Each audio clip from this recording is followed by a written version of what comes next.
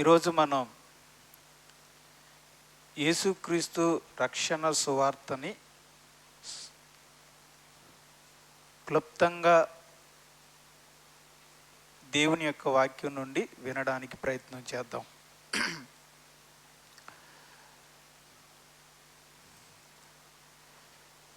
ప్రభుని యేసుక్రీస్తు వారి ద్వారా దేవుడు మానవాళిని, నశించిపోయేటువంటి మానవుల్ని ఏ విధంగా రక్షించాడో, రక్షిస్తున్నాడో అనే సువార్తని ఈరోజు మనం క్లుప్తంగా వినడానికి ప్రయత్నం చేద్దాం. మొదటిగా రక్షణ సువార్తను మనం ప్రారంభించేటప్పుడు మన హృదయంలో మొదటిగా ఏర్పడవలసినది విశ్వాసం. దేవుడు ఉన్నాడు అనేటువంటి విశ్వాసం. దేవుడు ఉన్నాడా? మరి దేవుడు ఉన్నాడా?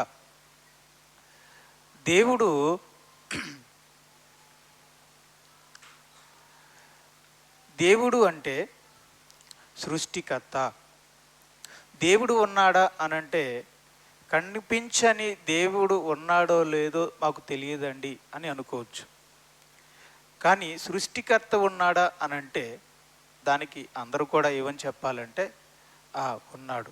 ఎందుకనంటే సృష్టించబడిన సృష్టి ఉందంటే సృష్టికర్త ఉన్నట్టే.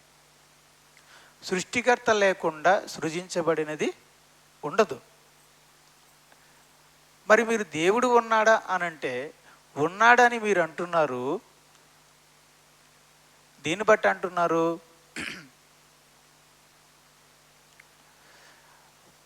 అందరూ ఉన్నాడని అనుకుంటున్నారు కనుక నేను అనుకుంటున్నాను. లేదంటే మా అమ్మ నాన్నగారులు ఉన్నారని చెప్పారు కనుక నేను కూడా మా అమ్మ నాన్నలు నమ్మారు కనుక నేను నమ్ముతున్నాను. అందరూ నమ్మారు కనుక నమ్ముతున్నాను. చర్చికి వెళ్ళిన తర్వాత దేవుడు ఉన్నాడని చెప్పకపోతే నవ్వుతారు కనుక ఉన్నాడని చెప్తున్నాను. అలా అయితే అది నమ్మకం కాదు. మీరు మీ వ్యక్తిగతంగా దేవుడు ఉన్నాడని నమ్మారా? పోతురాజు గారు కొంచెం వెనకాల కిటికీలు తీసారండి, రీసౌండ్ వచ్చేస్తుంది. మీరు వ్యక్తిగతంగా దేవుడు ఉన్నాడని హృదయపూర్వకంగా నమ్మగలిగారా?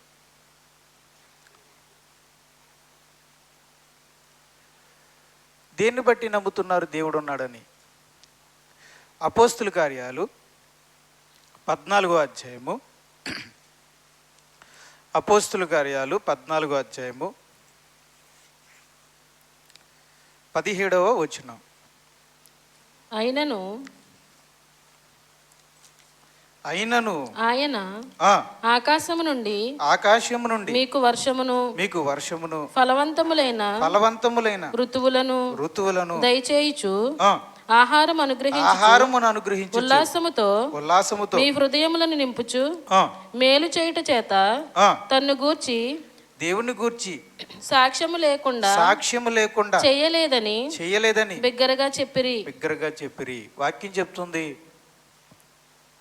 దేవుడు ఉన్నాడని చూసి నమ్మలేకపోయినా, చూసే అవకాశం మనకు లేకపోయినా, ఇదిగో దేవుడు కురిపిస్తున్న ఆ వర్షాన్ని బట్టి, ఈ ఋతువులు మారుతున్న ఈ ఋతువులను బట్టి, పండుతున్న ఈ పాడి పంటలను బట్టి, మనం తింటున్నటువంటి ఆహారాన్ని బట్టి, మనకు వెలుగునిస్తున్న సూర్యుని బట్టి, వెన్నెలనిస్తున్న చందమామను బట్టి, మనం నిలబడి ఉన్న ఈ భూగోళాన్ని బట్టి, మనం తిరుగుతున్న ఈ ఆకాశాన్ని బట్టి, ఆకాశంలో కనిపిస్తున్న లెక్క పెట్టలేనన్ని నక్షత్రాలను చూసి, ఆకాశంలో ఎగురుతున్న పక్షులను చూసి, ఎత్తైన ఆ కొండలను చూసి, లోతైన ఆ లోయలను చూసి, అగాధముతో నిండిన సముద్రాలను చూసి, అందులో ఉన్న జీవరాశులన్నిటినీ చూసి దేవుడు ఉన్నాడని మనం నమ్మాలి. ఎందుకంటే ఇవన్నీ కూడా దేవుడు ఉన్నాడు అనడానికి ఏంటట? సాక్ష్యాలు. ఇప్పుడు కనపడకపోతే ఒక విషయాన్ని ఎలా నమ్ముతాం? సాక్ష్యాలను బట్టి నమ్ముతాం. దేవుడు కనపడడు కాబట్టి లేడు అంటున్నారు. మరి ఉన్నాడని మనం ఎలా నమ్మాలి వ్యక్తిగతంగా? ఉన్నాడు అనడానికి కొన్ని సాక్ష్యాలు ఉన్నాయి. ఆ సాక్ష్యాలే ఈ సృష్టి. మనం చూస్తున్నా అనుభవిస్తున్నా ఈ సృష్టి అంతా కూడా దేవుడు ఉన్నాడు అనడానికి సాక్ష్యం. లేకపోతే ఒక ప్రశ్న వేస్తాను, మరి దేవుడు లేడే అనుకో, మరి ఎలా వచ్చినాయి ఇవన్నీ? నువ్వు తింటున్నా, త్రాగుతున్నా, చూస్తున్నా, ఆనందిస్తున్నా ఈ సృష్టి ఎలా వచ్చింది? దానికి అదే వచ్చింది అనడానికి హాస్యాస్పదం కదా. ఒక బిల్డింగ్ కట్టారంటే దానికి అదే వచ్చిందంటే నవ్వుతారు. రోడ్డు చక్కగా వేసిందంటే దానికి అదే వేసేసారంటే అవుతుందండి? ఒక బిల్డింగ్ కట్టాలి అంటే, కట్టబడిన బిల్డింగ్ ఉందంటే దాన్ని కట్టినవాడు ఉండాలి. మరి ఒకటి వచ్చిందంటే దాని వెనుకాల మరొకరు ఉండాలి. ఇప్పుడు ఈ వాచి తయారైందంటే, ఈ వాచి ఉందంటే దీన్ని తయారు చేసిన వాళ్ళు కూడా ఉండాలి. చక్కగా గిరగిరా తిరుగుతుంది కదా ఇది. మరి భూమి, సూర్యుడు, చంద్రులు కొన్ని వేల కిలోమీటర్లతో, నిమిషానికి 1000 కిలోమీటర్ల దూరంతో తిరుగుతుంది మన భూగోళం. కానీ మనకు అసలు తెలుస్తుందా? కొన్ని ఎన్ని సంవత్సరాల నుంచి కాలుతూ మండుతుందో సూర్యగోళం. అసలు మనిషి లెక్క పెట్టలేడు నక్షత్రాలు. ఇవన్నీ కూడా వాటంతటా అవి ఎలా వస్తాయి? అవి వచ్చినాయి అంటే దాని వెనకాల ఎవరో ఒకరు ఉండాలి. ఆ ఉన్నవాడే, వీటన్నిటి వెనకాల ఉన్నవాడే దేవుడు. కనుక సృష్టికర్త ఉన్నాడు. సృష్టి సాక్ష్యముగా సృష్టికర్త ఉన్నాడు అని నువ్వు నమ్మితే ఆ సృష్టికర్తే దేవుడు, భగవంతుడు. ఎంతమంది ఉంటారు అనంటే, ఈరోజు ఈ భూమి మీద నివసిస్తున్న మానవులందరూ ఎన్ని భూముల మీద నివసిస్తున్నారు? ఒకటే భూమి. ఈ భూమి మీద ఉన్న వాళ్ళందరికీ వెలుగునిచ్చే సూర్యులు ఎంతమంది? ఒకటే. వెన్నెలనిచ్చే చందమామ ఎన్ని? ఒక్కటే. అంటే సృష్టికర్త కూడా ఒక్కటే. ఎవరైనా ఆయనే, బైబిల్ చెప్తుంది, తండ్రి అయిన దేవుడు, సృష్టికర్త, తండ్రి అంటుంది. యెహోవా దేవుడు, తండ్రి అయిన దేవుడు అని బైబిల్ చెప్తుంది. కనుక మీరు మీ రక్షణ అనేది ప్రారంభం అవ్వాలంటే మొదటి స్టెప్ దేవుడు ఉన్నాడని మీ వ్యక్తిగతంగా నమ్మాలి. అమ్మ చెప్పింది, నాన్న చెప్పింది, చర్చిలోకి చిన్నప్పటి నుంచి వెళ్తున్నాను కనుక దేవుడు ఉన్నాడని నమ్మాను కాదు. మీరు అసలు సృష్టికర్తను వెతికారా? ఉన్నాడని ఆలోచించారా? మీ వ్యక్తిగతంగా మీరు గ్రహించుకున్నారా? నమ్మారా? నమ్మిన వాళ్ళ మధ్యన ఉన్నారు కాబట్టి మీరు నమ్ముతున్నారు. ఒకవేళ నాస్తికుల మధ్య కూర్చుని ఒక 4-5 క్లాసులు ఉన్నారనుకోండి, లేడేమో అనుకుంటారు మీరు. అలా ఉంటాయి మరి క్లాసులు అక్కడ. ఎందుకంటే మీరు వ్యక్తిగతంగా నమ్మలేదు. మీరు వ్యక్తిగతంగా నమ్మకపోతే నాస్తికుల మధ్య కూర్చున్నప్పుడు దేవుడు లేడంటారు, ఉన్న వాళ్ళ మధ్య కూర్చుంటే ఉన్నాడంటారు. మీ వ్యక్తిగతంగా మీరు నమ్ముంటే ప్రపంచంలో ఏ దేశంలో ఎలాంటి వారి దగ్గర కూర్చున్నా ఉన్నాడని చెప్తారు. కనుక మీరు మొదటిగా మీ వ్యక్తిగతంగా దేవుడు ఉన్నాడని హృదయపూర్వకంగా నమ్మాలి. దేవుడు ఉన్నాడని నమ్మాలి. ఆ నమ్మడంతోనే మన జీవితంలో ఆత్మీయ జీవితం అనేది ప్రారంభమవుతుంది, రక్షణ అనేది ప్రారంభమవుతుంది. అసలు దేవుడు అనేవాడే ఉన్నాడో లేదో అనేది వ్యక్తిగతంగా నమ్మకపోతే ఆ విశ్వాసి జీవితంలో, ఆ వ్యక్తి జీవితంలో విశ్వాస జీవితం అనేది ప్రారంభమే కాదు. అతను ఒక విశ్వాసిలా కనబడే విశ్వాసి, క్రైస్తవులా కనబడే క్రైస్తవుడు, భక్తుల్లా కనబడే ఒక భక్తి, ఒక ఆచార సంబంధమైన భక్తి అంతే. అంతేగాని నిజమైనటువంటి భక్తి అతనిలో లేనట్టే. హెబ్రీయులకు రాసిన పత్రిక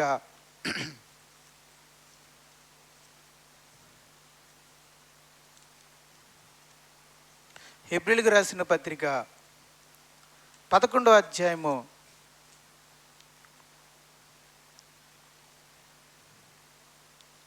6వ వచనం.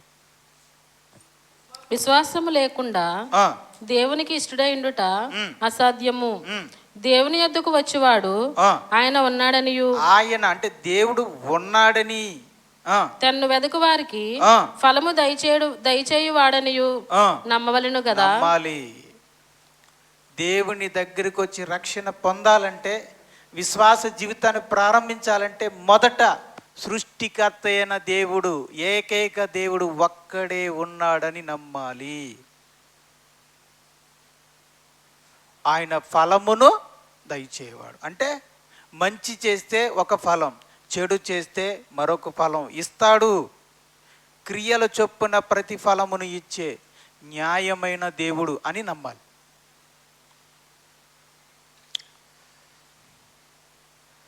సృష్టి దేవుడా, సృష్టికర్త దేవుడా? అమ్మా, సృష్టికర్త దేవుడని నమ్మాలి. సృష్టి కాదు. సృష్టిని దేవుడని నమ్మక సృష్టికర్తే దేవుడని నమ్మాలి.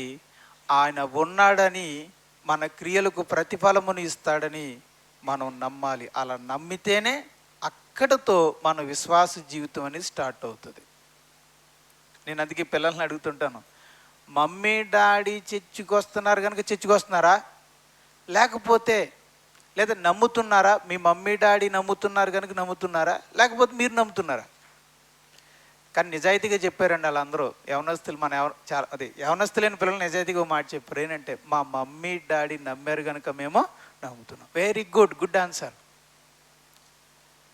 ఆ వయసుకు వచ్చేంత వరకు నిజమే, అమ్మా నాన్నలు నమ్మారు కనుక నమ్ముతారు. ఇప్పుడు నేను అన్నాను, మీరు యథార్థమైన ఆన్సర్ చెప్పారు. ఇప్పుడు నేనేమంటున్నానంటే, ఇప్పటి నుంచి మీరు యవనస్తులు కాబట్టి మీ వ్యక్తిగతంగా దేవుడు ఉన్నాడా, ఉంటే ఎవరు అని వెతకటం ప్రారంభించండి. ఎందుకంటే అదే వయసు, 10 ఏళ్ళు, 11, 12 ఏళ్ల నుంచి దేవుడు ఉన్నాడా, ఉంటే ఎవరు అని మీ వ్యక్తిగతంగా మీరు నమ్మండి.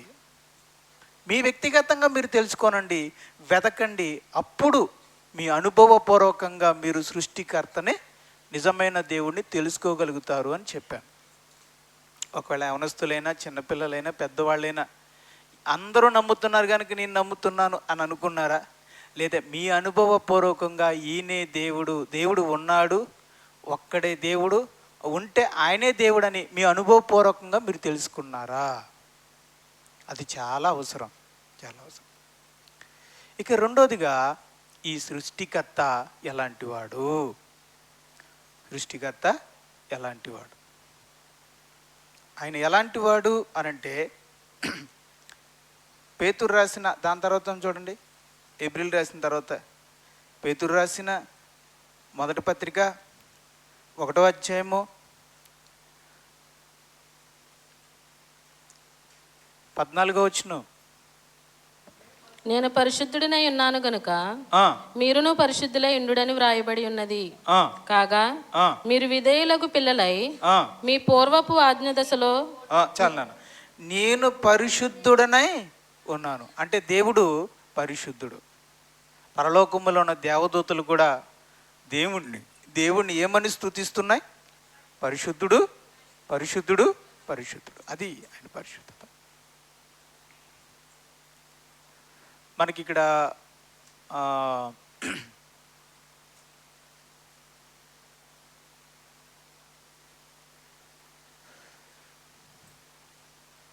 మనకి బైబిల్లో మనం చూసినప్పుడు దేవుడు పరిశుద్ధుడు. అలాగే మొదటి యోహాను 4వ అధ్యాయము 8వ వచనం, దేవుడు ప్రేమ స్వరూపి. దేవుడు ప్రేమ స్వరూపి. చాలు చెప్పండి, 2 చెప్పాను మీకు ఇక్కడ ఈరోజు. దేవుడు ఎలాంటి వాడు? పరిశుద్ధుడు. రెండోది, దేవుడు ఎలాంటి వాడు? ప్రేమ స్వరూపి. రైట్. దేవుడు పరిశుద్ధుడు, ఏ పాపము లేనివాడు, నీతిమంతుడు, న్యాయవంతుడు, సత్యవంతుడు, యథార్థవంతుడు. ఆయన ప్రేమ స్వరూపి కనుక కృపగలవాడు, జాలి గలవాడు, దయ కలిగినవాడు, కనికరం కలిగినవాడు, కరుణావాత్సల్యము కలిగినవాడు, దీర్ఘశాంతుడు, అందరినీ ఓర్చుకునేవాడు. అది పరిశుద్ధతకు సంబంధించిన లక్షణాల లిస్ట్ ఇదంతా. ప్రేమకు సంబంధించిన లక్షణాలు ఇదంతా. బ్యాలెన్స్డ్. దేవుడు పరిశుద్ధత, ప్రేమ, సమతుల్యత కలిగినటువంటి లక్షణమును కలిగినవాడు దేవుడు. అంటే పరిశుద్ధతతో నిండినవాడు, అలాగే ప్రేమ కలిగినవాడు. దీన్ని బట్టి ఆయన కొన్ని ప్రత్యేకమైన గుణలక్షణాలు కలిగినవాడు. ఏంటనేది చెప్పండి. నేను వెనకాల పరిశుద్ధుడు, మన దేవుడు ఎలాంటి వాడో చెప్తున్నానండి, చెప్పండి మీరు కూడా వెనకాల. పరిశుద్ధుడు, నీతిమంతుడు, న్యాయవంతుడు, సత్యవంతుడు, యథార్థవంతుడు, ప్రేమామయుడు, కృపగలవాడు, దయగలవాడు, జాలి గలవాడు, కనికరం గలవాడు, కరుణ వాత్సల్యత గలవాడు, దీర్ఘశాంతము గలవాడు, సహనము కలవాడు. అబద్ధమాడనివాడు, అన్యాయము చెయ్యనివాడు, ఏ పాపము లేనివాడు, ఏ పాపమును చెయ్యలేనివాడు. ఇప్పుడు మరొక మాట, పాపమును, ఏ పాపమును సహించలేనివాడు, ఏ పాపమును ఓర్చుకోలేనివాడు. ఇది కూడా చెప్పండి. ఏ పాపమును సహించలేనివాడు, ఓర్చుకోలేనివాడు. అది ఆయన క్యారెక్టర్. సో అది ఆయన క్యారెక్టర్ అనమాట. శక్తికి సంబంధించి అంటారా, ఆయన దగ్గర బోళ్ళంత శక్తి ఉంది, బోళ్ళంత తెలివి ఉంది, బోళ్ళంత జ్ఞానం ఉంది. అవి కూడా ఆయన శక్తికి సంబంధించిన లక్షణాలు అవి. ఆయన శక్తిమంతుడు, జ్ఞానవంతుడు, తెలివి కలిగిన వాడు, వివేచన కలిగిన వాడు, ఆయన బలవంతుడైన, పరిశుద్ధతకు సంబంధించిన లక్షణాలు, అలాగే ప్రేమకు సంబంధించిన లక్షణాలు, ఇవన్నీ గుణలక్షణాలు కలిగిన వాడు. మరొక మాట చెప్పాలంటే దేవునికి ఆయన వెలుగై ఉన్నాడు, ఆయనలో చీకటి ఏమాత్రమో లేదు. అంటే దాని అర్థం దేవునిలో పాపం అనేది లేదు, దేవుని దగ్గర పాపమునకు చోటు లేదు, దేవుడు పాపము చెయ్యలేడు, అలాగే పాపం అంటే ఆయనకి అసహ్యం, పాపమును ఆయన ఓర్చుకోలేడు, సహించలేడు. అది ఆయన క్యారెక్టర్ దేవుడు. రైట్. ఇప్పుడు మనం దేవుడు ఎలాంటి వాడు అనేది మనం తెలుసుకున్నాం కదా.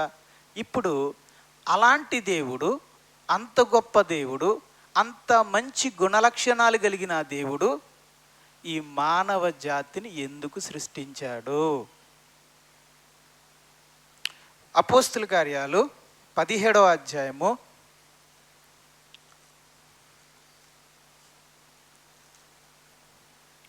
26వ వచనం. మరియు యావత్ భూమి మీద కాపురముండుటకు ఆయన యొక్కని నుండి ప్రతి జాతి మనుషులను సృష్టించి. దేవునికి స్తోత్రం. బైబిల్ ఈ విషయం చెప్పకపోతే ఈరోజు నాకు తెలిసేది కాదు. అందరికీ తెలిసిందో లేదో నాకు మాత్రం బైబిల్ని, దేవుని సేవకులు బైబిల్ నుండి చెప్పడం ద్వారా నాకు తెలిసింది ఏంటంటే, ఈరోజు ఈ భూమి మీద ఉన్న ఈ మానవులందరూ కూడా, ఈరోజు ఉన్న ఈ మానవులందరూ కూడా ఒకరి నుండి వచ్చిన వాళ్ళే. అంటే వాళ్ళు తెల్లవాళ్ళు, వాళ్ళు ఎర్రోళ్ళు, వాళ్ళు నల్లోళ్ళు, వాళ్ళ పొట్టోళ్ళు, వాళ్ళ పొడుగోళ్ళు, మనుషుల రంగులు వేరైనా, మనుషులు ఎత్తులు వేరైనా, మొక్క కవలికలు వేరుగా ఉన్నా, వేరు దేశాల్లో నివసిస్తున్నా, వేరు ఖండాల్లో జీవిస్తున్నా, ద్వీపాల్లో ఉన్నా, ద్వీప కల్పాలలో ఉన్నా, సముద్రాలలో నివసిస్తూ ఉన్నా, అందరూ ఎక్కడ ఉన్నా 2 కళ్ళు, 1 ముక్కు, 2 చెవులు కలిగి, 1 నోరు కలిగిన ప్రతి ఒక్కరు, హృదయము, గుండెను కలిగిన ప్రతి ఒక్కడు మానవుడే. ఈ మానవులందరూ కూడా ఒకరి నుండే వచ్చారు. ఎవరు సృష్టించారు? అక్కడ అంటున్నాడు, ఈరోజు యావత్తు భూమి మీద కాపురం ఉంటున్న ఈ మనుషులందరూ ఒక్కరి నుండే వచ్చారు. ఆ ఒక్కరి నుండే ఈ మనుషులందరినీ సృజించబడ్డారు. ఎవరు సృజించారు? ఆయన ఒకని నుండి ప్రతి జాతి మనుషులను సృష్టించి. అంటే ఇప్పుడు దాకా మనం చెప్పుకున్న ఆ నిజమైన దేవుడు, ఈ సర్వగుణ లక్షణాలు కలిగిన దేవుడు ఈరోజు యావత్తు భూమి మీద కాపురం ఉంటున్న మానవులందరినీ సృష్టించిన వాడు ఆయన, మానవులకు సృష్టికర్త. ఇప్పుడు మన ప్రశ్న ఏంటంటే, దేవుడు ఎందుకు సృష్టించాడు?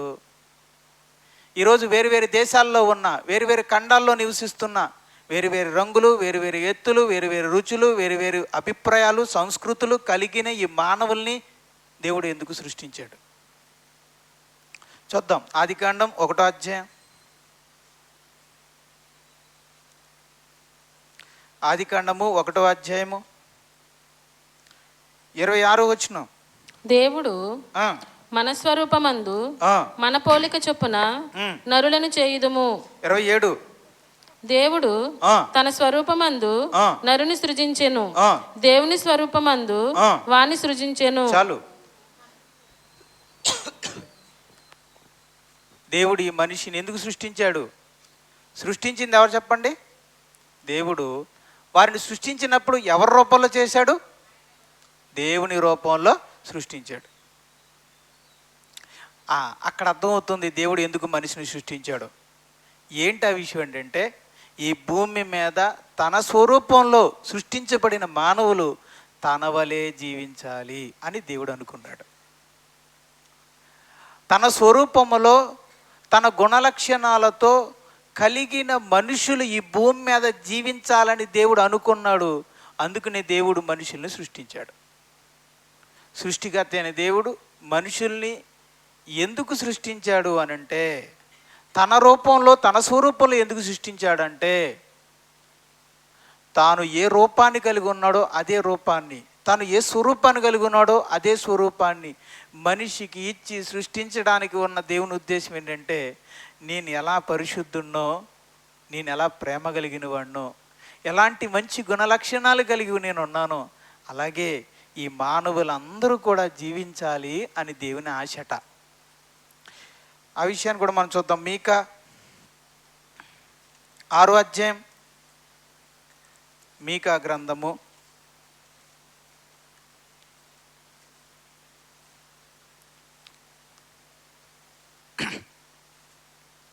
6వ అధ్యాయము 8వ వచనం. మనుషుడా, ఏది ఉత్తమమో అది నీకు తెలియబడి ఉన్నది.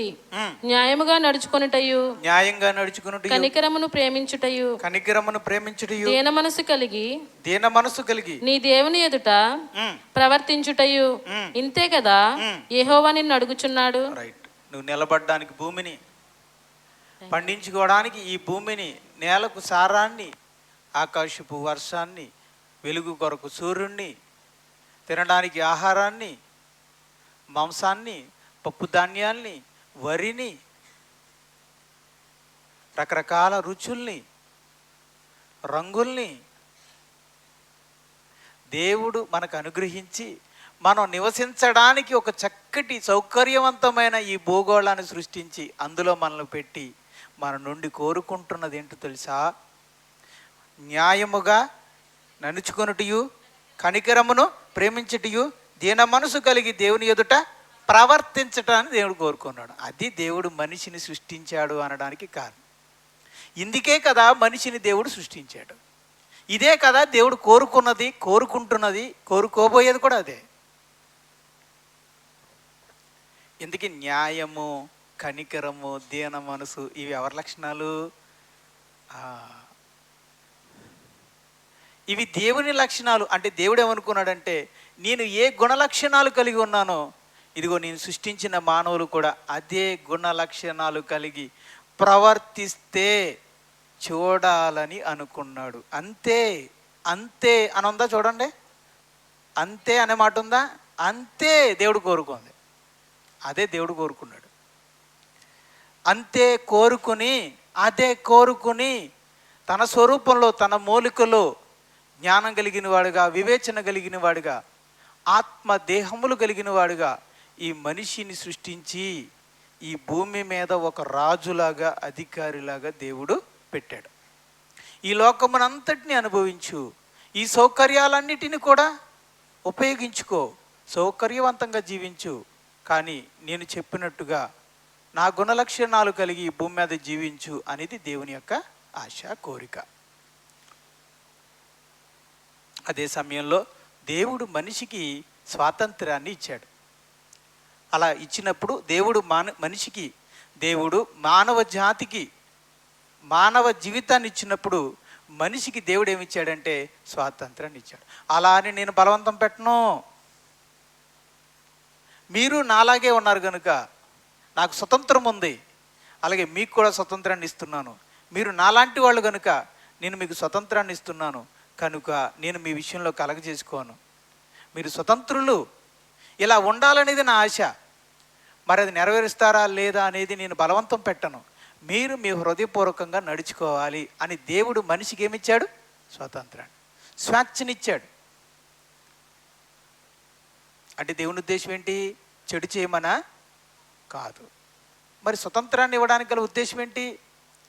ఒకవేళ రోబోలాగా స్వతంత్రం అనేది ఇవ్వకుండా రోబోలాగా చేసుంటే అప్పుడు రోబో ఏం చేస్తుంది? వెళ్ళి టీ పట్టరంటే టీ పట్టుకొస్తుంది, ఇదిగో పలానా కర్చీఫ్ పట్టరమంటే పట్టుకొస్తుంది. మరి ఏం చేస్తుంది? కర్చీఫ్ తెచ్చింది, ఇచ్చింది, తర్వాత ఏం చేస్తుంది? చేతులు కట్టుకుని నిలబడుతుంది. అంతే. అంటే మనం ఏం చెప్తామో అదే చేస్తుంది. అప్పుడు నేను అడుగుతున్నాను, అది హృదయపూర్వకంగా చేసినట్ట లేకపోతే మన యొక్క ఆజ్ఞను బట్టి చేస్తున్నట్ట? అంతే. అదొక కీలు బొమ్మ, అదొక కీలు బొమ్మ. మనం చెప్తేనే చేస్తుంది. కానీ దేవుడికి అలా కాదు. నేను చెప్తే చేయడం కాదు, నేను చెప్తే నా మాటకు విలువనిచ్చి నీవు హృదయపూర్వకంగా చెయ్యాలి. అది దేవుడు కోరుకునేది.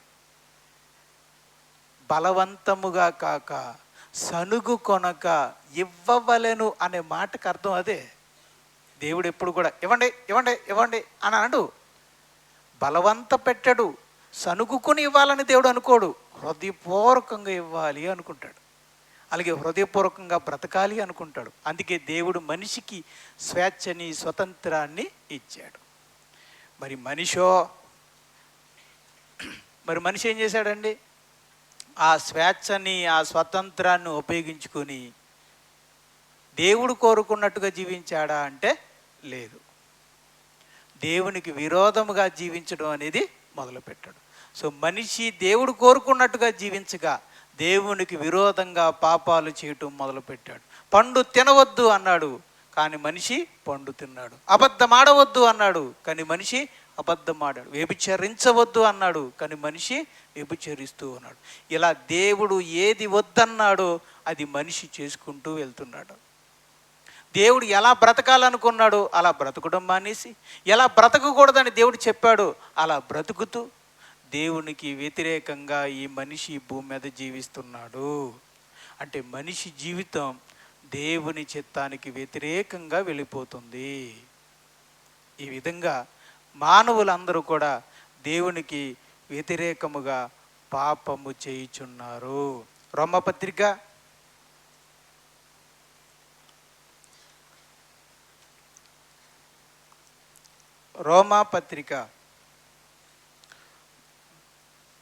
3వ అధ్యాయము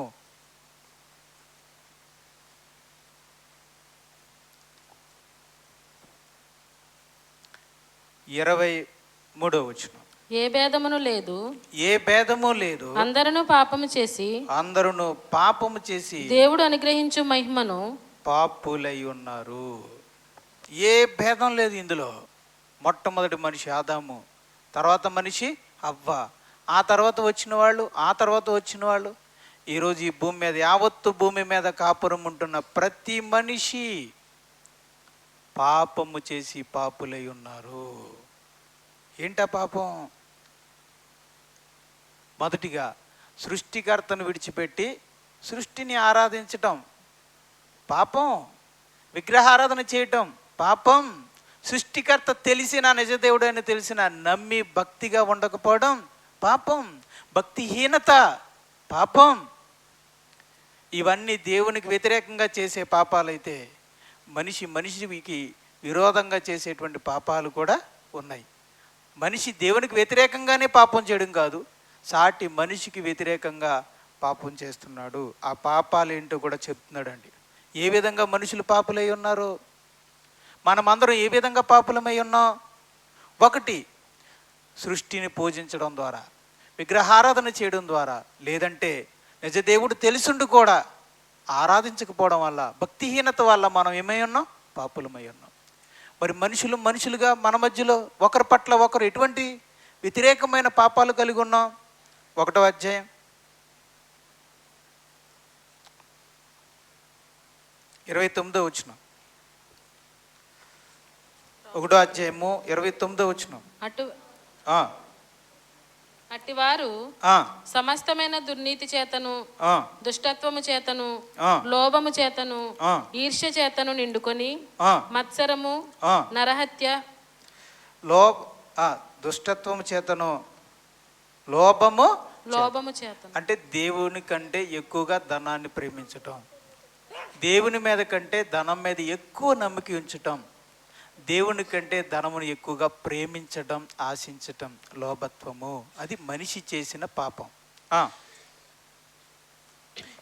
లోభము చేత, ఈర్ష్య చేత అంటే ఈర్ష్య అంటే మరొకరిని చూసిన ఓర్చుకోలేని కళ్ళు. మత్సరము అంటే కూడా అలాంటిదే.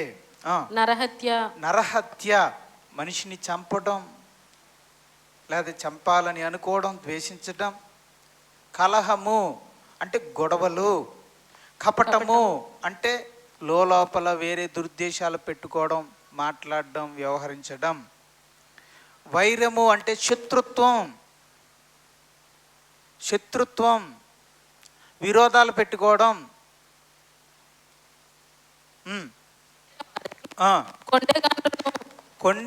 కొండెములు ఒకళ్ళ విషయాలు, రహస్యంగా ఉంచవలసిన విషయాల్ని మరొకరి దగ్గర చెప్పేయడం, దాచవలసిన విషయాన్ని మరొకరికి చెప్పేయటం, ఎవరికి చెప్పకూడదో వాళ్ళకి కావాలని చెప్పి గొడవ పెట్టడం.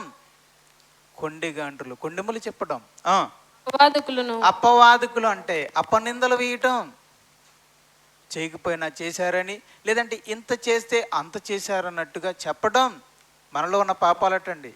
సృష్టికర్త గనుక, మన హృదయం తెలుసు గనుక, మన హృదయం అనేది ఎలా ఉందో, ఎటువంటి దుష్టత్వంతో నిండిపోయిందో దేవుడు చెప్తున్నాడు అన్నమాట. ఎందుకు పాపులమై ఉన్నామో. ద్వేషించటం, హింసకులు అంటే హింసించడం. కొందరు చేతలతో హింసిస్తారు, కొట్టి హింసిస్తారు. కొంతమంది మనం మాటలతో హింసిస్తాం. కొన్ని సందర్భాల్లో కొట్టి హింసిస్తాం, కొన్నిసార్లు చేతలతో హింసిస్తాం, కొన్ని సందర్భాల్లో మాటలతో హింసిస్తాం. మాటలతో కనుక మనం హింసకులం అంటున్నాడు దేవుడు. నెక్స్ట్ అహంకారులం మనకి గర్వం ఎక్కువ. ఎవరికంటే నేను తక్కువ అని మనం అనుకోం, అందరికంటే నేనే ఎక్కువ అని మనం అనుకుంటాం. హెచ్చించుకోవడం, జీవపు డంబం మనకి ఎక్కువ. బింకములు ఆడేవారు. బింకాలంటే చూడండి, మనకి ఏదైనా లాభం ఉందనుకుంటే ఎక్కువ చేసి మాట్లాడడం, బట్టుండి పట్టుకొని నువ్వు రాజులాంటి వాడివి అనడం, కానిస్టేబుల్ గారిని పట్టుకొని మీరు ఎస్పీ గారు లాంటి వారండి అని అనడం. అంటే చిన్నదాన్ని పట్టుకుని ఎక్కువగా పోగొట్టడం అనమాట.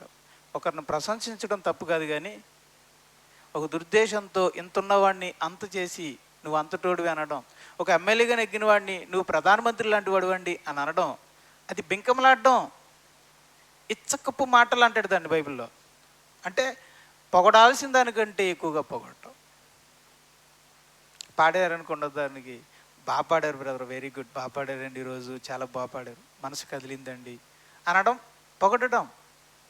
అబ్బా ఈరోజు ఏం పాడారంటేనండి ఎస్పి బాలసుబ్రహ్మణ్యం కూడా సరిపోడు, అసలు మన సంఘంలో ఎవరు కూడా సరిపోరండి అన్నట్టు కొంచెం ఎక్కువ చేసి ఆయన మెప్పు కోరుకోవాలని, ఆయన్ని తన వైపుకు తిప్పుకోవాలని ఎక్కువగా పొగడ్డాన్ని బింకములాడడం అంటారు. ఇది మనం చెడ్డవాటిని కల్పించడం. తల్లిదండ్రులను గౌరవించకపోవడం, తల్లిదండ్రులను తిట్టడం, అవివేకులం, మాట తప్పు వారం, మాట ఇచ్చి తప్పేస్తాం. అనురాగరహితులను నిర్దయులై ఉండిరి అంటే అనురాగము లేని వాళ్ళం, దయ లేని వాళ్ళం. దేవుడికి ఏముంది? కరుణ, దయ, జాలి ఆయనకుంది.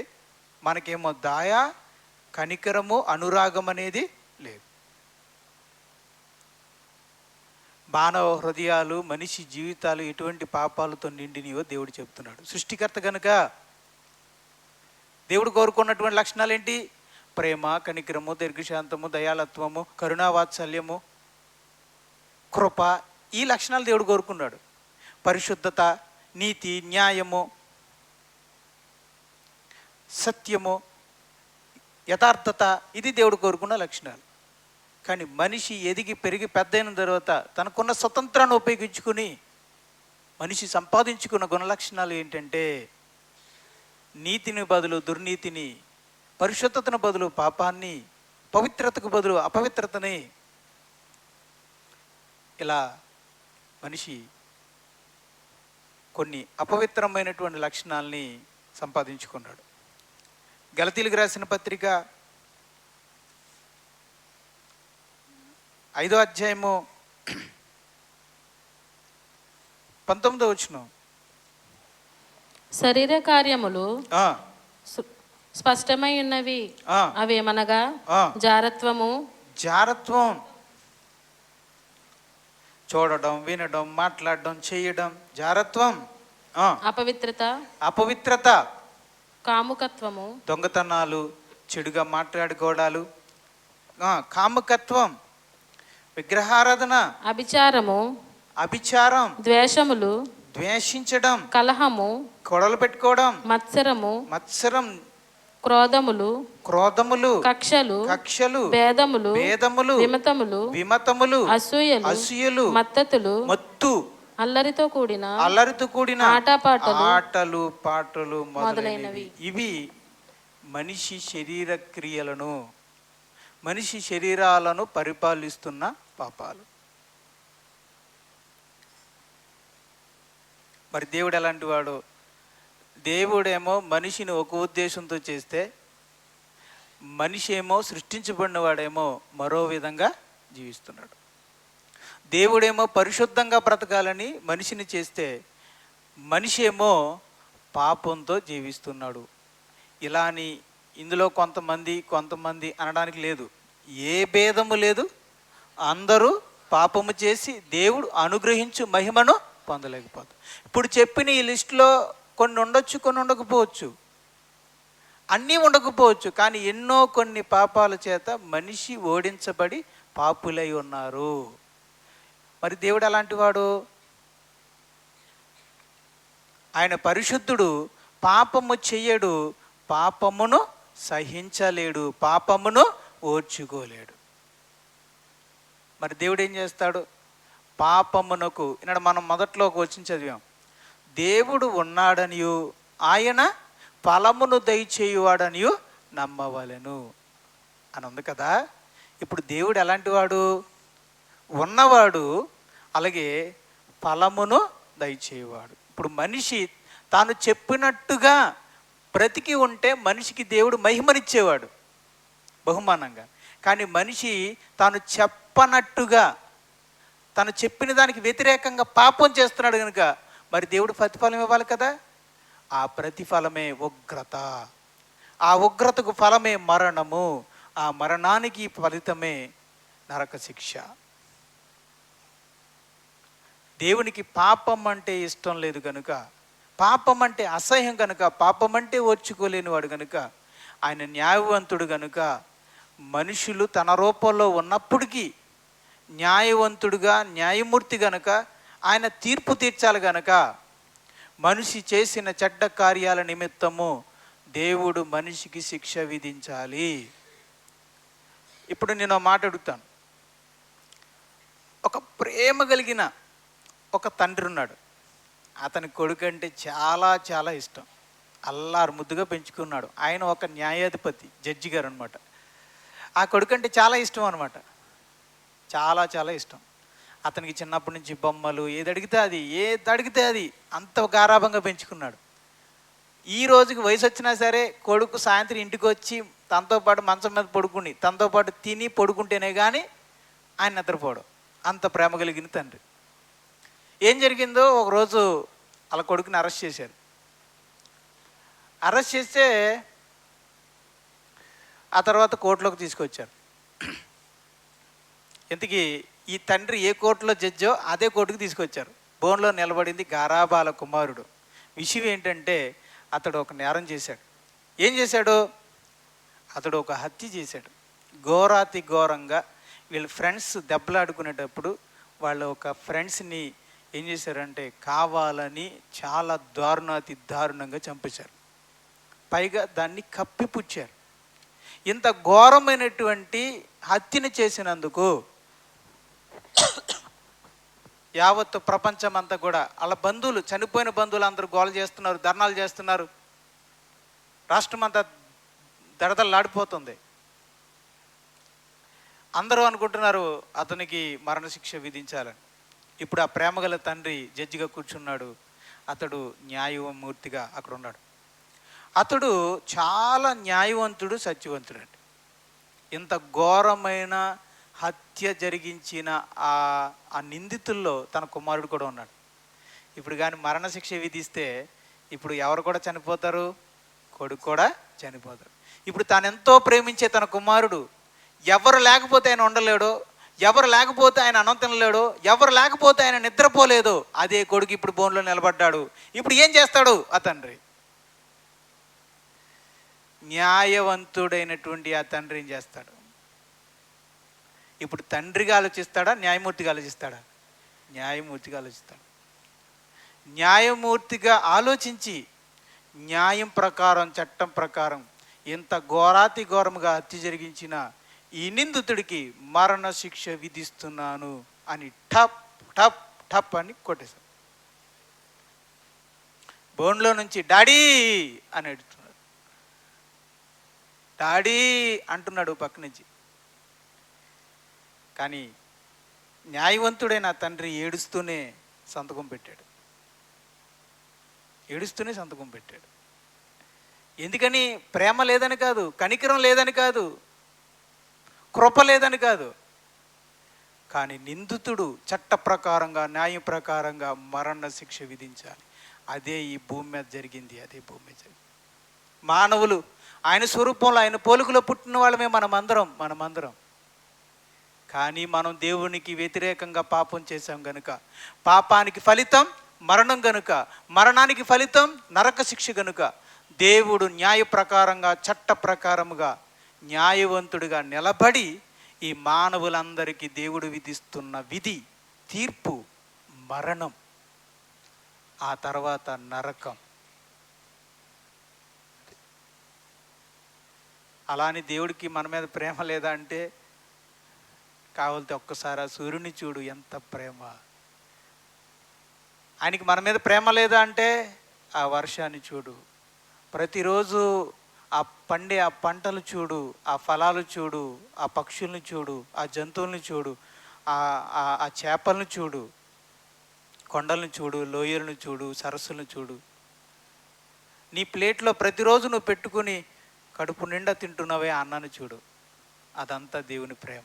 అంత ప్రేమ కలిగిన వాడే. కానీ న్యాయము, చట్టము అనే కాడికి వచ్చేసరికి దేవుడే, ఆయన న్యాయమూర్తి కనుక, ఆయన న్యాయమూర్తి కనుక మన మీద చెప్పాలనేంత ప్రేమ ఉన్నా, న్యాయమే కనుక సృష్టికర్తగా నిలబడి మనిషికి దేవుడు విధించిన శిక్ష మరణం. అందుకే మనం అందరం చేస్తున్నాం.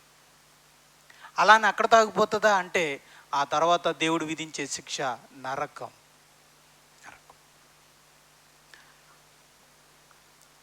లోకసువార్త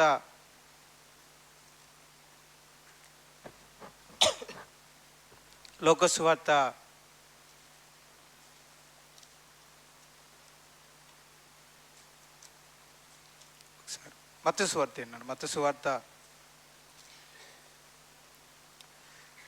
అధ్యాయము, మత్తయి సువార్త 23వ అధ్యాయము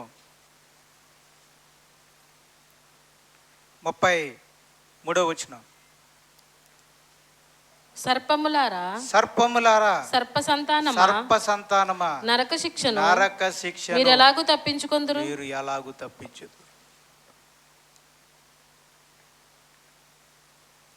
25వ అధ్యాయము 41 అప్పుడైనా ఎడమవైపు ఉండిన వారిని చూచి, శపింపబడిన వారులారా, నన్ను విడిచి అపవాదికిని వాని దూతలకును సిద్ధపరచబడిన నిత్యాగ్నిలోనికి పోవుడి. అది దేవుడు విధించే శిక్ష. దేనికి? మనిషి చేసిన పాపానికి దేవుడు విధిస్తున్న శిక్ష. శపించబడిన వారులారా, మీ కొరకు అపవాది కొరకు సిద్ధపరచబడిన నిత్యాగ్నిలోనికి పోవుడి. అదే ఆ శిక్షను ఏమంటాడంటే నరక శిక్ష అంట. అంటే మనిషి మరణించిన తర్వాత చూడండి, ప్రతి మనిషి కూడా ఆత్మను కలిగి ఉన్నాడు. బైబిల్ ఒక మాట చెప్తుంది, మనిషి మరణించినప్పుడు ఒక మాట ఉందండి బైబిల్లో, ఏమనంటే మన్నైన ఈ దేహం మన్నైపోతుంది, ఆత్మ దాని దయచేసిన దేవుని యొద్దకు వెళ్ళిపోతుంది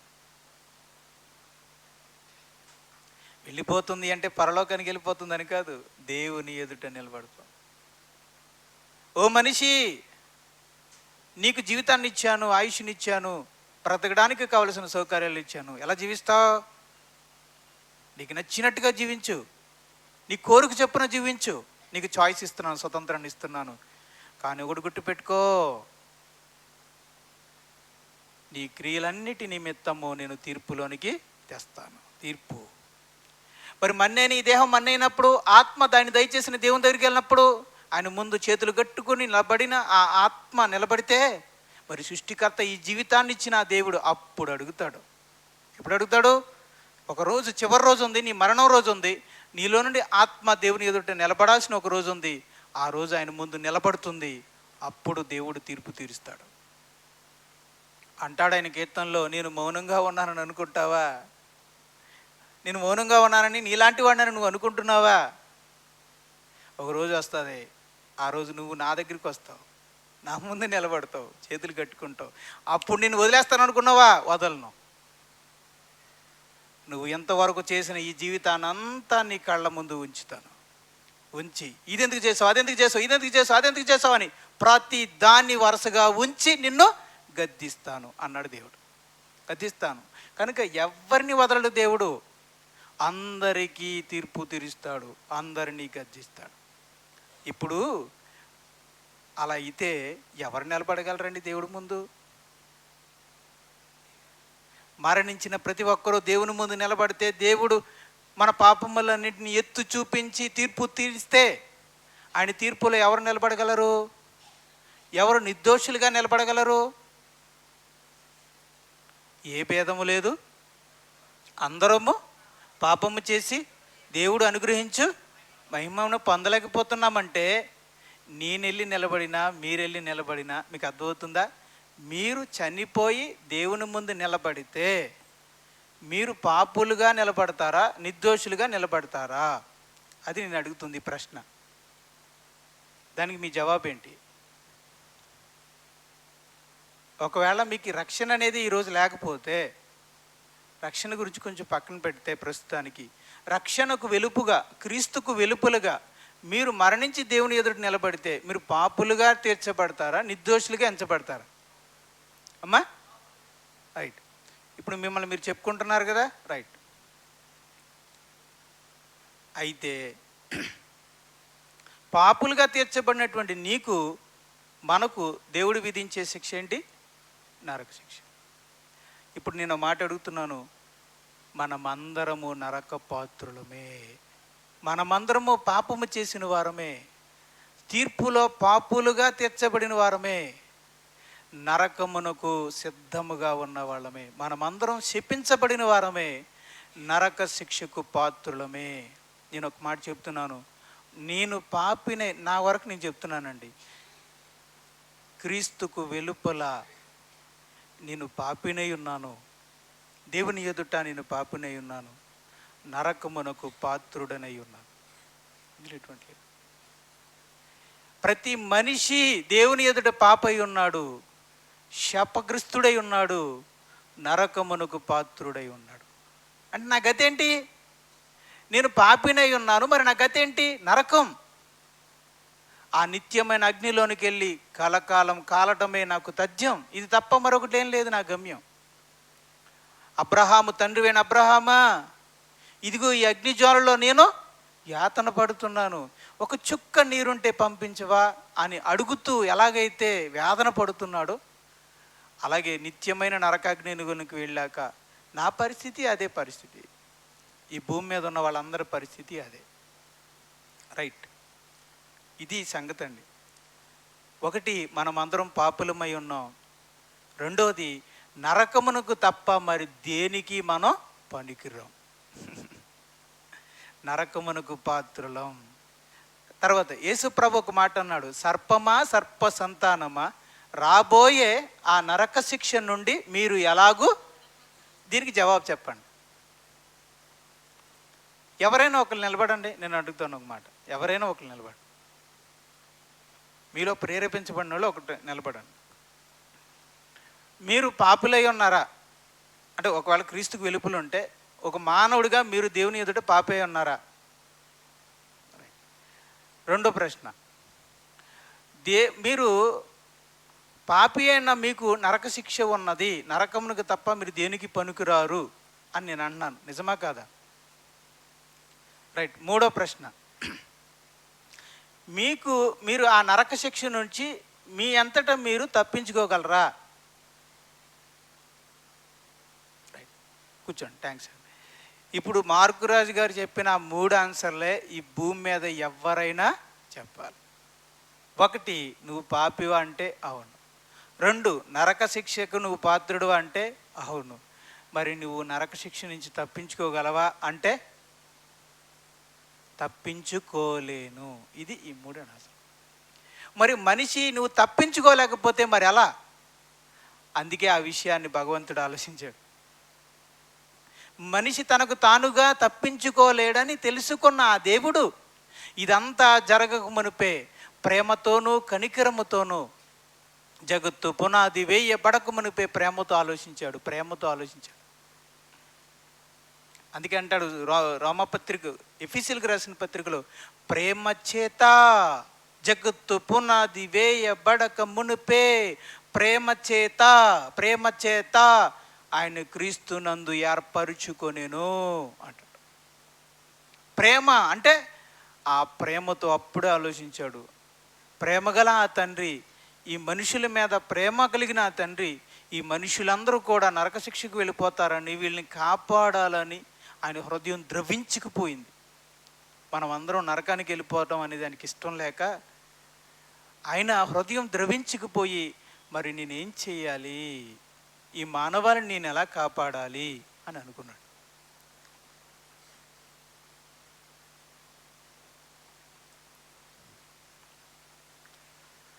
మరి మానవాళిని ఎలా కాపాడాలని దేవుడు అనుకున్నాడు. అందుకు ఒకసారి ఎఫెసీయులకు రాసిన పత్రిక చూడండి, ఆ పదాలు ఉంటాయి అక్కడ మనకి. ఎఫెసీయులకు రాసిన పత్రిక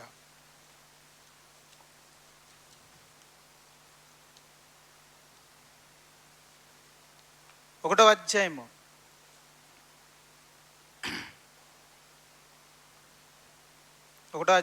6వ వచనంలో మధ్య నుంచి మనలను, లేదంటే 6వ వచనం 4వ వచనం చదవండి. ఎట్లనగా తన ప్రినియందు తాను ఉచితముగా మనకు అనుగ్రహించిన తన కృపా మహిమకు కీర్తి కలుగునట్లు తన చిత్త ప్రకారమైన దయా సంకల్పము చొప్పున, ఈ మాట గుర్తు పెట్టుకోండి, దయా సంకల్పము యేసుక్రీస్తు ద్వారా తనకు కుమారులుగా స్వీకరించుటకై మనలను ముందుగా తన కోసం నిర్ణయించుకుని, మనము తన ఎదుట పరిశుద్ధులమును నిర్దోషులమునై ఉండవలనని జగత్తు పునాది వేయబడక మునిపే, ఎప్పుడు జగత్తు పునాది వేయబడక మునిపే ప్రేమ చేత ఆయన క్రీస్తులో మనలను ఏర్పరచుకొనెను. రైట్. ఇప్పుడు 11వ వచనం చూడండి, 10వ వచనం. ఈ సంకల్పమును బట్టి ఆయన, ఈ సంకల్పం ఎప్పుడుది?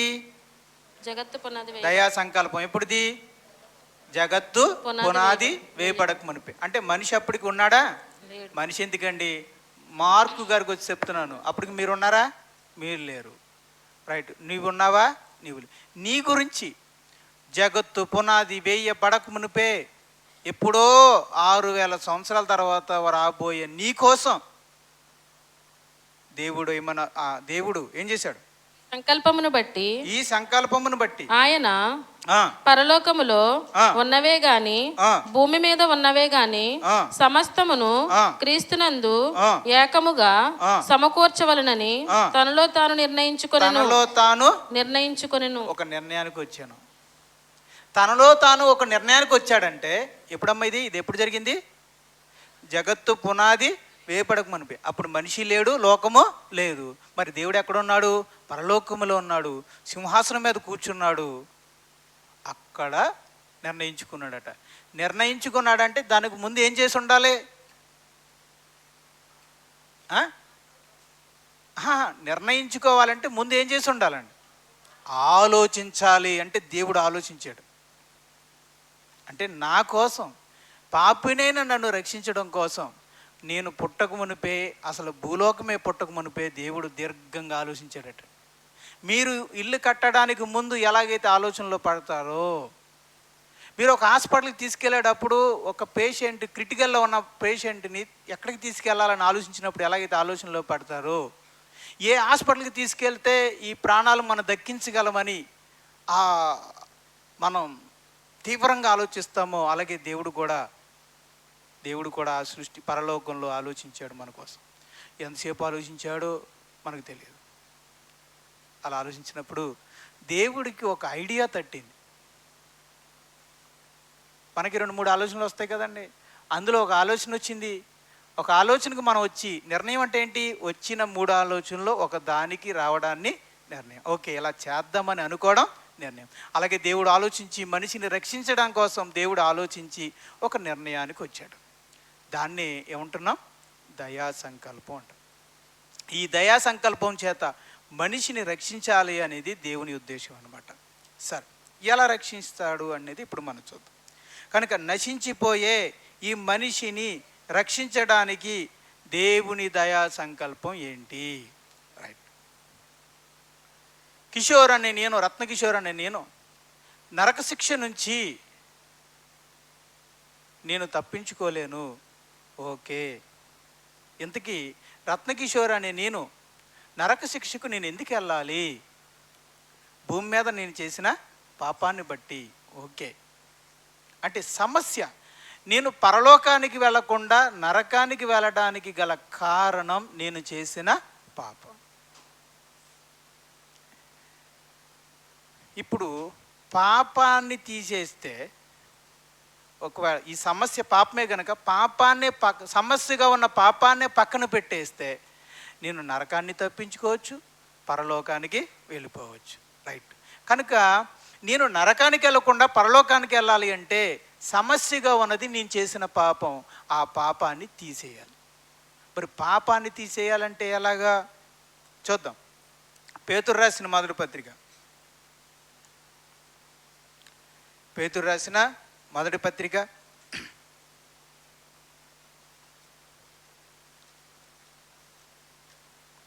1వ అధ్యాయము 19వ వచనం. అమూల్యమైన రక్తము చేత అనగా నిర్దోషమును నిష్కలంకమునగు గొర్రె పిల్ల వంటి క్రీస్తు రక్తము చేత విమోచింపబడితరని మీరు ఎరుగుదురు కదా. అంటే విమోచన అంటే విడుదలండి. విమోచన అంటే విడుదల, పాప క్షమాపణ. అంటే నా పాపములు క్షమించబడాలంటే, నాలో నుంచి పాపం నుంచి నేను విడుదల పొందాలి అంటే, నా పాపములు క్షమించబడాలి అంటే అమూల్యమైన, నిర్దోషమైన, నిష్కలంకమైన రక్తము కావాలి. అది నరకము నుండి నేను తప్పించబడాలంటే పాపము నుండి తప్పించబడాలి. పాపము నుండి నేను తప్పించబడాలి అంటే దానికి ఒకే ఒక్కటి అమూల్యమైన, నిష్కలంకమైన, నిర్దోషమైన రక్తం కావాలి. అలా అని దానికి జంతువులు కూడా రక్తం ఉంటుంది కదా అంటే, గొర్రెల రక్తము, మేకల రక్తము, ఎడ్ల రక్తము దానికి పనికిరాదు. మనిషి రక్తమే కావాలి. మరి మనిషి రక్తం ఎలాంటిదై ఉండాలి? ఇప్పుడు చెప్పండి. అమూల్యమైనది, నిర్దోషమైనది, నిష్కలంకమై ఉన్నది. ఈ 3 లక్షణాలు కలిగిన రక్తం ఎవరిదే? సరే, ఒకళ్ళు రత్నకిషోర్దే తీద్దాం అనుకుందాం. మరి నాది ఎలాంటిది? పాపభరితమైనది. సరే, ఆదాము గారిది తీద్దాం అనుకున్నాం, పాపభరితమైనది. సరే, మోషే గారిది తీద్దాం అనుకున్నాం, పాపభరితమైనది. సరే, అబ్రహాం గారిది తీద్దాం అనుకుందాం, పాపభరితమైనది. సరే, దావీదు గారిది తీద్దాం అనుకున్నాం, పాపభరితమైనది. బాప్తీసమిచ్చి యోహాను గారిదే తీద్దాం అనుకున్నాం,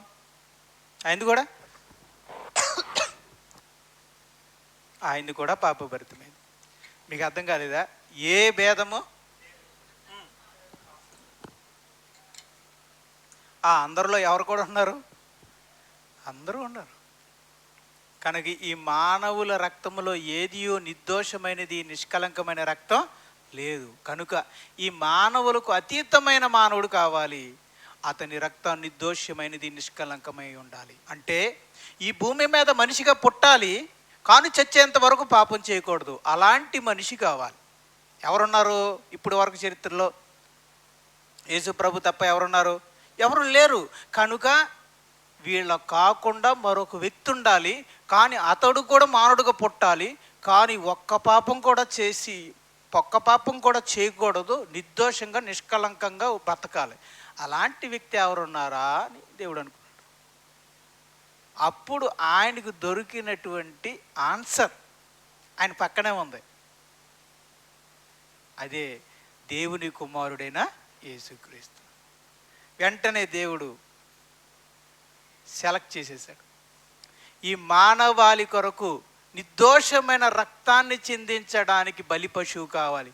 ఆ బలి పశువుగా దేవుడు ఎన్నుకున్న వ్యక్తి ఎవరో తెలుసా? ఆయనే దేవుని కుమారుడైన యేసుక్రీస్తు. అది ఎక్కడో లేదు, దాని కిందే ఉంది చూడండి. ఆ మాట కిందే ఉంది చూడండి. ఆయన జగత్తు పునాది వేయబడక మునిపే, ఆయన ఏది? క్రీస్తు రక్తము అన్నాడు కదా, అంటే క్రీస్తు జగత్తు జగత్తు పునాది వేయబడక మునిపే, జగత్తు పునాది వేయబడక మునిపే నియమింపబడిన గాని. ఇప్పుడు నేను అడుగుతున్నాను, ఎవరు నియమించారు? పరలోకపు తండ్రి నియమించాడు. ఎవరు నియమించాడు? యేసుక్రీస్తుని నియమించాడు. దేనికి నియమించాడు? బలి పశువుగా బలి అవ్వడానికి నియమించాడు. దేనికి? అమూల్యమైన, నిష్కలంకమైన, నిర్దోషమైన రక్తాన్ని చిందించడానికి. ఎందుకు? మనుషుల పాపములను విమోచించడానికి. ఎందుకు? నరక శిక్ష నుంచి మనిషిని కాపాడడానికి.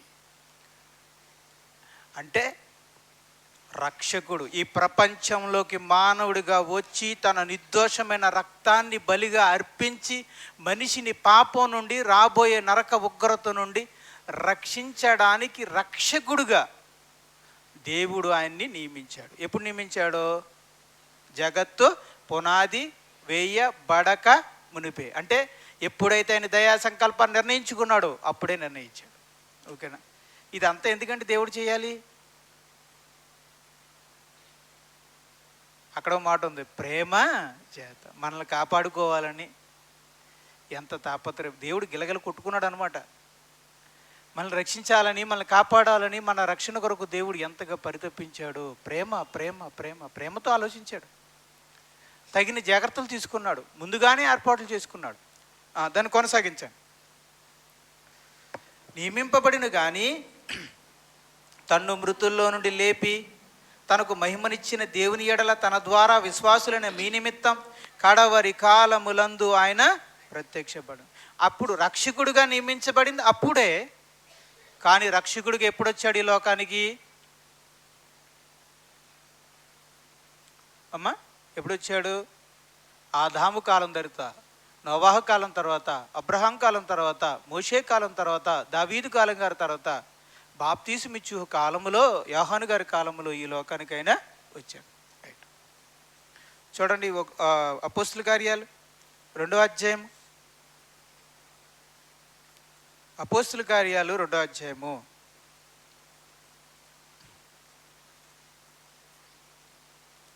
అపోస్తుల కార్యాలు 2వ అధ్యాయము 23వ వచనం. దేవుడు 2:23, 24. దేవుడు నిశ్చయించిన సంకల్పమును ఆయన భవిష్యత్ జ్ఞానమును అనుసరించి అప్పగింపబడిన ఈయనను మీరు దుష్టుల చేత సిలువ వేయించి చంపితిరి. అంటే యేసు ప్రభు సిలువ మీద ప్రాణం పెట్టడం దేవుని సంకల్పం. అంటే యేసు ప్రభు మానవుడిగా ఈ లోకానికి రావడం ఆయన సంకల్పం. పరలోకాన్ని విడిచిపెట్టి ఈ లోకానికి రావడం ఆయన సంకల్పం. మానవుడిగా, మనలాంటి మానవుడిగా రక్తమాంసాలు ధరించిన వాడిగా రావడం ఆయన సంకల్పం. ఈ భూమి మీదకి వచ్చి ఏ పాపం లేకుండా జీవించడం ఆయన సంకల్పం. నిర్దోషమైన, నిష్కలంకమైన శిలువ మీద బలియాగం, శిలువ మీద ప్రాణం పెట్టడం దేవుని సంకల్పం. శిలువ మీద బలి అయి మనందరి పాపక్షమాపణ కొరకు నిర్దోషమైన, నిష్కలంకమైన రక్తాన్ని అర్పించడం దేవుని సంకల్పం. యేసు ప్రభు శిలువ మీద ఎందుకు బలి అయ్యాడు? ఎందుకు ప్రాణం పెట్టాడు? మన పాపములను క్షమించగలిగే నిర్దోషమైన, నిష్కలంకమైన రక్తాన్ని ఇవ్వటానికి. అంటే జాగ్రత్తగా వినండి, ఇక్కడ ఒక మంచి విషయం చెప్తాను. ఒక దోషి, జడ్జి గారు కోర్టు అనుకోండి, కోర్టు, ఒక అతను మన కొల్లేరు వాళ్ళు కనుక మనం చెప్తాం, ఏదైనా కొల్లేటి పక్షిని అభయారణ్యంగా చేశారు. పక్షుల్ని ఆ అరణ్యములో, ఆ కొల్లేరులో ఉన్న పక్షిని ఒకవేళ ఒక వ్యక్తి పట్టుకున్నాడు అనుకుందాం, దొంగచాటుగా తిందామని. కానీ పోలీసులు పట్టేసుకున్నారు, ఫారెస్ట్ ఆఫీసర్లు పట్టేసుకున్నారు. వాళ్ళు ఆ ఫారెస్ట్కి సంబంధించిన కోర్టులో నిలబెట్టారు. ఎవయ్యా నువ్వు ఈ అభయ అరణ్యంలో, ఈ కొల్లేరులో నువ్వు ఈ పక్షిని పట్టుకోకూడదు కదా, తినకూడదు కదా, నువ్వు పట్టుకున్నావు, చంపావు, తినాలని చూసావు, ఇదిగో మొత్తం సాక్ష్యాధారాలన్నీ ఉన్నాయి, కాబట్టి నువ్వు దోషివి. అన్యాయంగా, అమాయకంగా నువ్వు ఒక పక్షిని చంపేశావు, పైగా చట్టం ఉన్న ప్రాంతంలో నువ్వు చంపేశావు, కాబట్టి చట్టరీత్యా నువ్వు నేరస్తుడివి, కాబట్టి నీకు 3 నెలల జైలు శిక్ష విధిస్తున్నాను. లేదా అంటాడు, లేదా 50,000 రూపాయలు జరిమానా కట్టు అంటాడు. అంటే వెళితే 3 నెలలు అనేది జైలు శిక్ష, మరి 50,000 రూపాయలు అనేది ఏంటి? జరిమానా. ఇప్పుడు ఆ వ్యక్తి ఆ 50,000 రూపాయలు కట్టేస్తే ఇప్పుడు జడ్జి గారు ఏం చేస్తారు? ఈ 3 నెలల జైలు శిక్షను ఏం చేస్తారు? కొట్టేస్తారు. చేసిన తప్పును కూడా ఏం చేస్తారు? కొట్టేస్తారు. జైలు శిక్ష కొట్టేస్తారు, చేసిన తప్పును కూడా కొట్టేసి తప్పుని క్షమించి వదిలేస్తారు. ఇక మళ్ళీ జైకు అంటారు. ఈసారి చేసేవా అనుకో 50,000 పెనాల్టీ కూడా తీసుకోను, సంవత్సరం వేస్తా జైల్లో అని చెప్పి పంపిస్తారు. మొత్తానికి వేసిన శిక్షను రద్దు చేయాలంటే, చేసిన తప్పుని క్షమించాలి అంటే ఏం కట్టాలి? జరిమానా కట్టాలి. ఎంత కట్టాలి? ఒక పక్షిని చంపేస్తే 50,000. అలాగే మనుషులుగా మనం చేసిన పాపములు కూడా క్షమించబడాలంటే, మనకు వస్తున్న నరక శిక్ష కొట్టేయాలంటే, దేవుడు కొట్టేయాలంటే మరి దేవుడికి ఏం చెల్లించాలి? మనం ఎవరు చెల్లించాలి? రత్నకిషోర్ చెల్లించాలి. ఏంటి? జరిమానా. జరిమానా ఏంటి? అమూల్యమైన, అది చెప్పాలి మీరు నాకు, చెప్పాలి మీరు నాతో కూడా. అమూల్యమైన, నిర్దోషమైన, నిష్కలంకమైన రక్తాన్ని చెల్లించాలి. నా దగ్గర ఎక్కడ ఉంది ఇవ్వడానికి? నా దగ్గర ఉందా? లేదు. సరే మీ దగ్గర అడిగిద్దామంటే మీ దగ్గర ఉందా? లేదు. లేని పేదవాళ్ళు అండి మనం, లేని పేదవాళ్ళు. అది కలిగిన ధనవంతుడు యేసు ప్రభు. అందుకే ఆయన ధనవంతుడిగా ఈ లోకానికి వచ్చి పేదవాడినైనా నన్ను ధనవంతుడిగా చేయడానికి ధనవంతుడైన యేసు ప్రభు పేదవాడిగా ఈ లోకానికి వచ్చాడు. అది ఆ మాటకు అర్థం. జరిమానా కట్టలేని పేదవాడిని నేను, అలాంటి పేదవాడినైన నన్ను విడిపించడానికి నా పక్షాన యేసు ప్రభు వచ్చి, నా పక్షాన యేసు ప్రభు సిలువ మీద తన నిర్దోషమైన నిష్కలంకమైన రక్తాన్ని ఇచ్చి జరిమానాగా ఇచ్చాడనమాట. అంటే నేను కట్టాల్సిన జరిమానాని ఎవరు కట్టారు? యేసు ప్రభు కట్టాడు. నువ్వు కట్టవలసిన జరిమానాని ఆయన కట్టాడు. మనిషికి అప్పుడైనా అర్థం కావాలండి, ఏంటి నా కోసం ఆయన సిలువ మీద నా జరిమానా కట్టడం కోసం ప్రాణం పెట్టాడా? పరలోకం నుంచి వచ్చాడా? మానవుడిగా పుట్టాడా? అవమానపరచబడ్డాడా? సిలువ మీద ప్రాణం పెట్టాడా? నిజంగా మనిషి మనసు అక్కడ కరగాలండి. అక్కడే ఒక మనిషి మనసు కరగాలి. నాకు కూడా అక్కడే కరిగింది. మరి ఒక విశ్వాసిగా నా హృదయం ఏ పాయింట్ దగ్గర ఆగిపోయిందంటే, అందరూ ఆయుధాలు ఇచ్చుకొని యుద్ధానికి వెళ్తున్నారు, ఈయనేంటి చెక్క బొమ్మ మీద నిలబడ్డాడు, అమాయకంగా ఉన్నాడేంటి, ప్రాణం పెట్టాడేంటి అని మేము 4-5 చూసిన వాళ్ళమేనండి. కనుక అది చూసినప్పుడు ఆ చిన్నప్పుడు ఆ స్టోరీలు అవన్నీ విన్నాం కనుక అన్ని ఆయుధాలు ఉంటాయి. కానీ ఈయన చూస్తే రివర్సు, ఈయన చేతులు ఏముంటాయి? ఏమి ఉండవు, రక్తహస్తాలు, పైగా మేకులతో కొట్టుంటాయి. ప్రాణం పెట్టడం ఏంటి? దేవుడు అంటున్నారు ప్రాణం పెట్టాడు అంటున్నారు ఏంటి అని. ఆ పాయింట్ నేను ఆలోచించినప్పుడు నేను కరిగిపోయానండి. అదే నా హృదయాన్ని దోచుకున్నాడు యేసుప్రభు. నా హృదయాన్ని దోచుకున్నాడంటే యేసుప్రభు నా హృదయాన్ని దోచుకున్నాడంటే నా కోసం ప్రాణం పెట్టాడా అన్న పాయింటే నన్ను ఆలోచింపచేసింది. నేను ఎంత పాపినో గ్రహించుకునేలా చేసింది, ఆయన్ని ప్రేమించేలా చేసింది, ఆయన్ని ఆకర్షించుకునేలా చేసింది అనమాట. ఈరోజు ఈ భూమి మీద ఉన్న ప్రతి విశ్వాసిని ఆలోచింపచేసింది ఆ పాయింటే. పాపిని గ్రహించుకునేలా చేసింది ఆ పాయింటే. యేసుప్రభుని కోరుకునేలాగా ప్రేమించేలా చేసింది ఆ పాయింటే. ఒక మనిషిని ఆకర్షించింది ఆ పాయింటే. చాలా అద్భుతమైన సందర్భం అండి ఈ భూమి మీద యేసుప్రభు సిలువ ప్రాణత్యాగం. 24వ వచనం, మరణము ఆయనను బంధించుట అసాధ్యము గనుక దేవుడు మరణ వేదనను తొలగించి మరణ వ్యాధులు తొలగించి ఆయనను లేపెను. మరణ వేదనను తొలగించి ఆయన లేపెను. సాక్ష్యం, యేసు ప్రభు మనందరి పాపముల కొరకు నిర్దోషమైన నిష్కలంకమైన రక్తాన్ని ఇచ్చాడు, జరిమానాగా కట్టాడు అనడానికి సజీవమైన సాక్ష్యం ఆయన పునరుద్ధానం. ఓకే, ఈ విధంగా యేసు ప్రభు మన అందరి పక్షాన సిలువ మీద ప్రాణం పెట్టాడు, పవిత్రమైన రక్తాన్ని అర్పించాడు అన్నది నిజం, సత్యం అని తేలిపోయింది. రోమపత్రిక 5వ అధ్యాయం. కనుక రోమపత్రిక 5వ అధ్యాయం, రోమపత్రిక 5వ అధ్యాయం 9వ వచనం. కాబట్టి ఆయన రక్తము వలన ఆయన రక్తము వలన ఇప్పుడు నీతిమంతులుగా తీర్చబడి మరింత నిశ్చయముగా, చూసారా అదిగోండి, కాబట్టి ఆయన రక్తం వలన ఇప్పుడు నీతిమంతులుగా తీర్చబడి మరింత నిశ్చయముగా ఆయన ద్వారా ఉగ్రత నుండి రక్షింపబడుదుము. రైట్. ఇప్పుడు కిషోర్ అనే వ్యక్తి లేదా ఒక వ్యక్తి, భూమి మీద ఉన్న ఒక మనిషి, అతని పాపముల నుంచి విడుదల పొంది అతని పాపములని క్షమించబడి నీతిమంతుడుగా నిర్దోషిగా ఎంచబడాలంటే పాపం వల్ల వచ్చిన నరక శిక్ష, ఆ ఉగ్రత, నరక శిక్షే కదా ఉగ్రత అంటే నరక శిక్షే కదా, ఆ ఉగ్రత నుండి నరక శిక్ష నుంచి రక్షించబడాలంటే దేని వలన? ఆయన రక్తము. ఏంటి ఆ రక్తము?